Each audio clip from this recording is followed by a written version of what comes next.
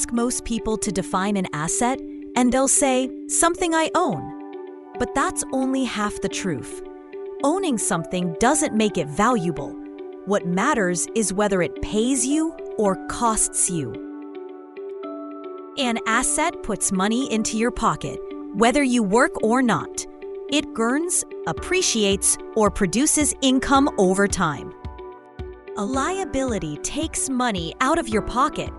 It may look like wealth, but it quietly drains your cash flow.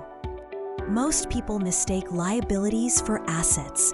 They buy things that look rich, but make them poorer. The wealthy use assets to buy liabilities, not the other way around. They let investments pay for luxuries. Here's a simple rule. If it puts cash in, it's an asset. If it pulls cash out, it's a liability. Wealthy people know this instinctively. At Perpetual Investment Group, we focus on assets that do both, hold value and create income. From real estate to luxury watches, that's how you build wealth that lasts.